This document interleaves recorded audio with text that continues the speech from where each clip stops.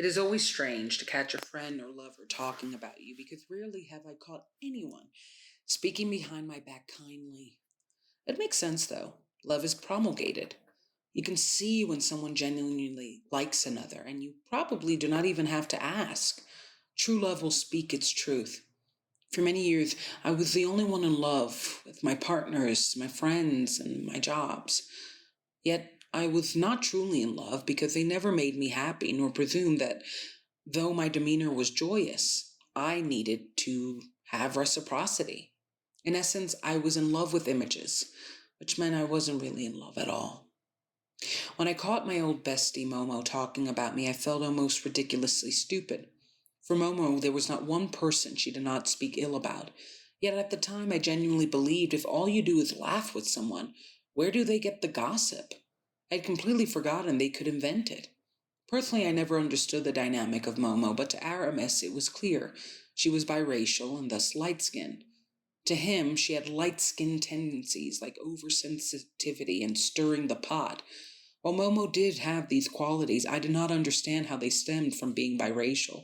But to Aramis, it was because she was a symbol of love between two warring communities, and thus in the in between. So she could not help to bond via trauma. It was her colonizing tendency.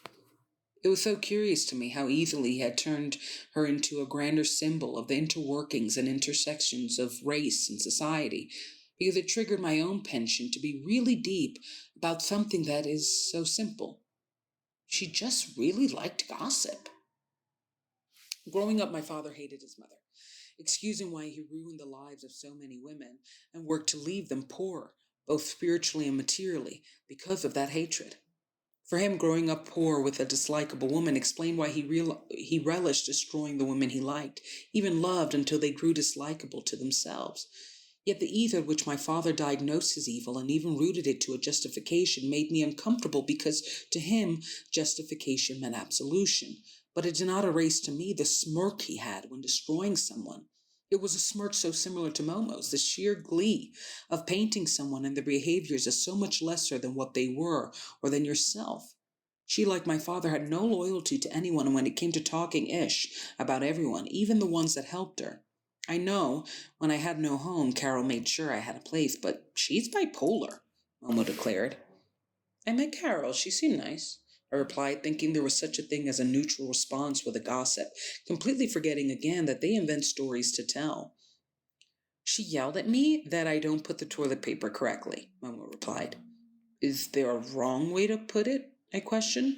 Exactly, she said as my neutrality went out the window in her eyes.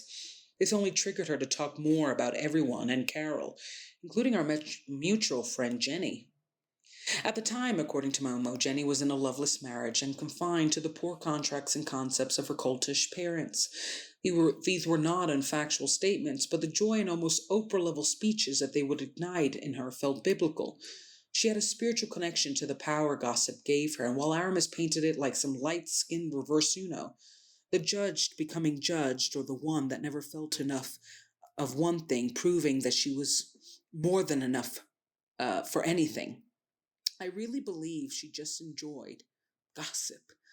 Her nature is nurtured by factors beyond us, but still, our nature is nurtured by factors beyond us, but still, it doesn't deny our nature. I needed to believe that. I needed to feel that because it was society's penchant for symbols, grand speeches, and exchangeable beliefs that being deep and being complicated were one and the same that made me oddly unhealed. If my father's only excuse for his sadism was that he was raised broke by a broken mother, then it ripped me from me. It ripped me in an odd way from healing, from the basic truth that he liked it. In essence, the reasons for the malice did not seem good enough to explain the pleasure in it. On the contrary, they seemed too weighty and schemy for how simple could possibly be. What if people just genuinely like their darkness? Well, I hope she finds happiness, I said, sipping on my margarita. You see, you judge people so hard, she giggled. I looked at her and wondered how my statement transferred into a critical theory about Jenny's marriage. It felt like a really big response to what I said and perhaps leeway to an actual truth she was going to reveal. or really was saying behind my back. I've been saying this to others. You always have opinions, she yelled, laughed, as if to lighten via chuckles her loud public declaration that I was someone I was not. I looked at her like, what the? Surprised by how wrong she felt about me, not realizing that though our entire friendship, she never felt right about anybody. Throughout our entire friendship, she never felt right about anyone. Even her beloved family she gossiped about, and they would be surprised at the things she revealed to me because I have a real knack for attracting gossips. If I called my father's other family to tell them everything he did and claimed to feel about them, I would be a liar, but in truth, I am his tomb. He knows I will not do that. It is not in me to gossip, even about a gossip, which is why they enjoy me. I became a physical vault for where they spiritually fail but take pleasure. Yet I was a fool believing that being lighthearted or building someone else with my commentary somehow balanced or covered how vicious Momo, my dad, could be in their rumored revelry. In the end, you can't balance someone who's extreme, and gossip is extreme. I called Aramis for comfort, but all he could say was, light skin. On one hand, I was torn if Momo and my dad were gossips that realized their darkness and resigned to it, or were they gossips and realized their darkness and enjoyed it. The difference from me was strange because the latter meant they were evil while the former meant they were wounded. Either way, they were bad for me. Moreover, I was hurt that Momo was telling people I liked that I did not like how they were living, when in truth it was her. I felt she had made me for no reason the criminal of her crimes, and she was my only bridge to them, and I had not seen it was burning. She made herself present in every aspect of their life. But I was gone, beginning a new phase of my depression, isolation. So who were they going to believe? A kind ghost or a shady person? Shady presence. Okay, I've been flubbing up lately, but this is good practice. So there's a lot to unpack in this episode. I know it's very delicate to speak about light-skinned versus dark-skinned. But I wanted to be honest about these stories because these are, this is how people really talk, especially in communities of color. And what I felt is a tendency that we do as a grand society, not only in communities of color, is that we use these giant systemic emblems to perhaps pacify and kind of to perhaps pacify how uncomfortable certain people's behaviors are, how common bad behaviors may be. I felt when he said light skin, beyond the problematic nature of the statement, was just this feeling of, does it have to be that deep? And if it is that deep, does it change how it affects me? And it's something that I mentioned too in my wondering of, because my father would do horrible things to me and my mom and then claim, I'm just hurting. I'm just lost. I'm sorry. I'm going through a rough time. There was always a wound, either, it's so hard for Latino men in this universe. It was either this giant systemic reason or this personal one. And either way, it absolved him from his guilt of causing me harm, of causing my mother harm. And it's something that grand excuse for really guttural behaviors. I found that I would do that in the sense of not excusing my behaviors, but excusing other people's behaviors. If my boyfriend mistreated me, oh, he comes from a difficult family, how it is in the South. Like just really big, even when you think about it, okay, what does location have to do with the fact that he cheats? What, is that a Southern thing? Like when you really think about it, does it excuse it? And either way, you don't have to stay. And I felt like that was the dynamic with Momo and my dad in terms of gossip, but in terms of really poor behaviors, this kind of, you just have to stay and accept my flaws, but they're dangerous for me because this is so crazy because as I was reading this episode, I really, really think I'm stupid. And, And I have to, it's why I'm not friends with gossips anymore. Maybe they could be in my friendship group, but I'm not hanging out with them personally. Just because she would talk about everybody, and then we would go on and we would have like really laughs. I like funny people, and I like people that think I'm funny, and I'm a funny person. So she would just giggle at everything I said, and and her part of the dynamic of the friendship was, I'm going to talk about everybody. And I didn't really, it's so crazy because I didn't really see it as gossip, because she would frame it like, oh, you didn't watch 2020 last night? Oh, this is the new episode of Dateline. Let me hand it. She was a storyteller, and she framed her stories as if they were a reality show. And I completely forgot these were real people. These were people that I've hung out with. And I'm not the type to repeat gossip or kind of reveal the gossip. And I think that was, in some ways, why I have always attracted gossipy people. I'm not the type of person I don't talk about you behind your back, but I can't say, and that's what I'm realizing as I read this episode, that I don't listen.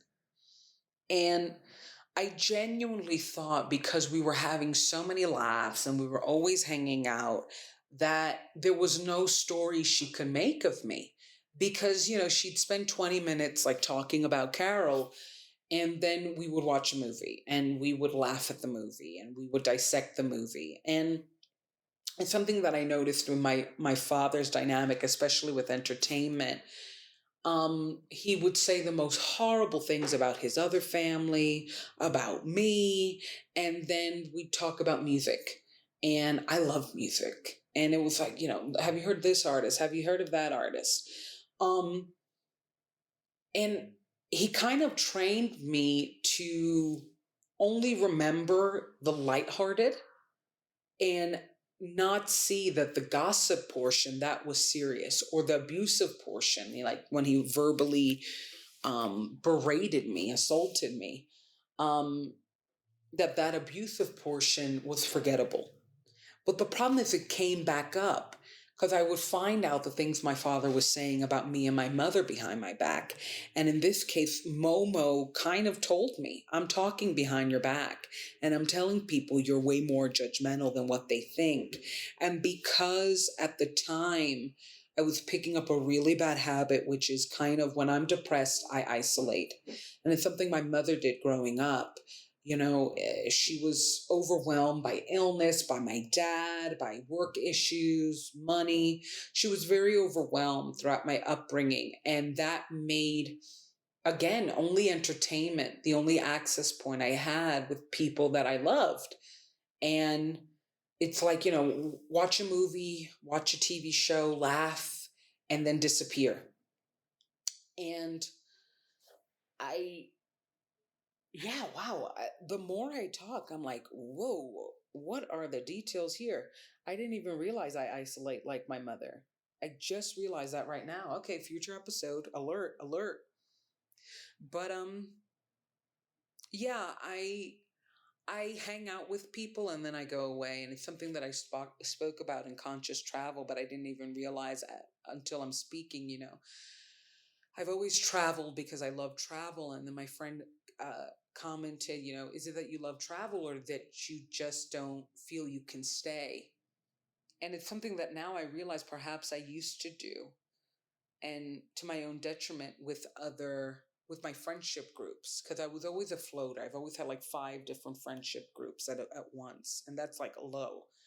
Um, and I think she relied on the fact that maybe I would come for the party, maybe I would come for a good time, but I wouldn't stay, to just spread this venom about me that I was talking about everybody. And the truth is, I don't like gossip because I feel it distracts me from me. I don't need to know whether others are doing well or they're doing worse than me. I need to figure out how I do better for me, how I do my best for me. And it's not like, not focusing on others helps me focus on myself. I think that's why I started Daddy Recovery. I'm here, I don't focus on others, but I don't focus on me. I don't want to play any games, and yet, but I don't play anything. I don't play. And with Momo, I guess and it's something that I did with my dad, and wow, this is so revelatory as I speak. I just thought the fun was enough for them to shut up. If all we do is laugh, and my father, we laughed and he just abused me, just did a mental, emotional rampage on me, and then we'd giggle about a new TV show. If that's what we're doing and you don't say what you did, how could you say I did something? The only time I participate in our conversations and our relationship is when I'm trying to make you laugh, when I'm trying to talk about entertainment you like. Like, that's my only real participation. And when you're a gossip, you'll invent the rumor if you have to. And I think that's why I put both aspects. I put the Aramis and the light skin excuse, because I think it was emblematic, even problematic symbol of what we do, which is to try to make things very complicated and these overarching symbols, which is not necessarily untrue. I think that the individual experience is emblematic of the familial experience, the communal experience, the historical experience, right? The political experience. You don't live in governments and politics that do everything to control and kind of wean everyday life and not say that it doesn't affect you every day and historically. But I think for my father, and I mentioned it, they would smile when they gossiped. They were entertained by their gossip. They were entertained by their stories. My dad loved saying how mean his eldest daughter and his wife were. He loved saying they were horrible, almost as if, because he knew I wouldn't say it. And if I said it, I would be the bad guy, because to them, I'm sure he said I was mean. And that inescapability of I'm here hanging out with somebody that is killing my image, and I don't defend myself or separate myself from them or even realize what they're doing, because I don't know how to stay. I don't know how to put myself in places where I'm wanted, where people want me to stay. And in the end, our friendship was ruined. And I can't really say I never, befriended another gossip after that, but it's something that I've seen in perspective, this kind of hindsight 2020 of not letting everybody enter my life just because they want to enter, not always making things so complicated and symbolic to excuse really simple behaviors, especially because I don't understand them. Like, I don't understand why you will start rumors about someone. I don't understand it. But perhaps I don't understand it because I'm a good person. And that's what I'm starting to say with my dad. Like, as I unpack and I continue daddy recovery, there's so many things that I'm picking up about his behavior that totally perplexes me. Like the fact that he didn't love me. Like, I just don't get how he didn't love me. And it's because I couldn't see a child, let alone my child, and not love them, not want to die for them, not want to do everything to protect and prosper them. And my dad wanted me dead. Like, he really did kill me in some ways. So yeah, I hope I best explained the complexity of this episode and kind of did justice, because I know the things that I mentioned are delicate topics, like light skinned versus dark skinned, but I brought it up because I think often we judge people's outer to excuse, diminish, or silence their inner. You're not allowed to have thoughts. You're dark skinned, you're light skinned. And it goes both ways. We either use it to pacify, excuse their bad behavior, or paint their good behavior as just somehow not good enough. And for me, and I said it in No Cuddling, I just really want to get to the essence of people, because I've lived under images for so long and it has not worked for me in terms of getting genuine happiness. So check out daddyrecovery.com. Check out Deandra on all platforms. Please follow the Daddy Recovery Podcast on all platforms as well. And just thank you so much for joining this journey. All right.